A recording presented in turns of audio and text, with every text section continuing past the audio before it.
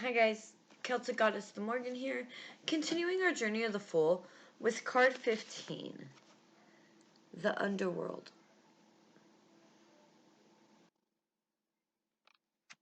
The crisis of death has brought the Fool to the gates of the Underworld, where he must journey to the center of the labyrinth. But first, he must pass the guardian of the threshold. It is the dark self that is described as the guardian of the threshold in occult terms, the shadow side, who bars the way to further progress and ultimately initiation until he is dealt with. So, in this journey of the Fool, if you're on this journey, when I was on this journey, as I continuously go on this journey, because I do revisit it, to look back at what I have gone through and to make sure that my shadow side, that my prominent parts of my journey are in order, are staying in order. So if I am at the gates of the underworld and I must journey to the labyrinth, when I had to do that and I had to take my descent into the underworld, it wasn't really pretty. It wasn't nice.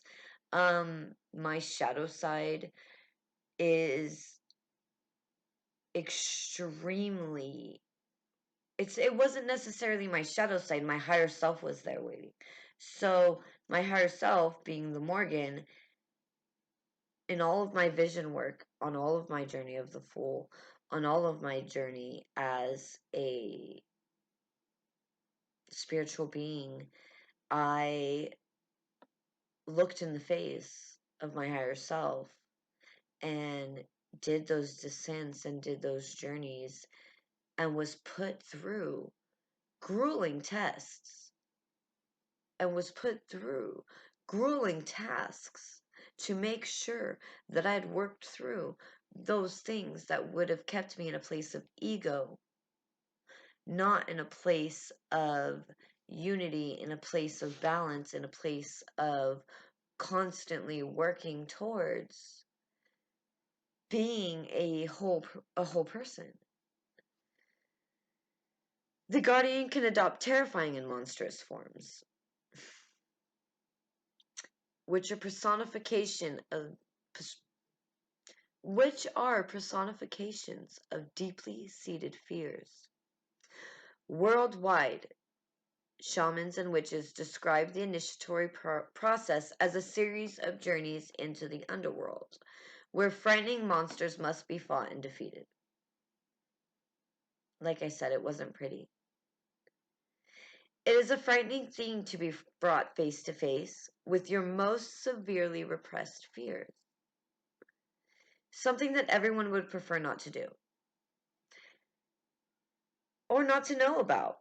However, it is this dark self that opens the gateway to initiation, and the guardian is not defeated by repression or by being fought, but by being recognized and assimilated as part of the whole self. So, to describe it as a series of battles is kind of yes and no, in essence. Did I go and kill my shadow self? No, absolutely not.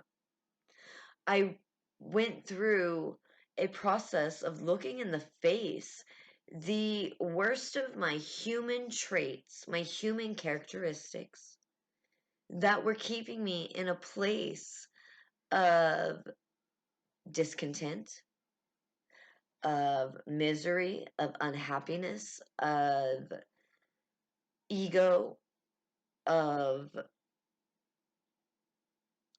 stuck, of the spiritual blase of thought and feeling.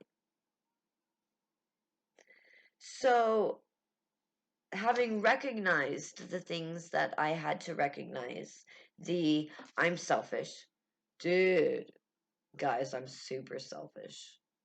Um, you know, not in like a sense like I won't give things to people.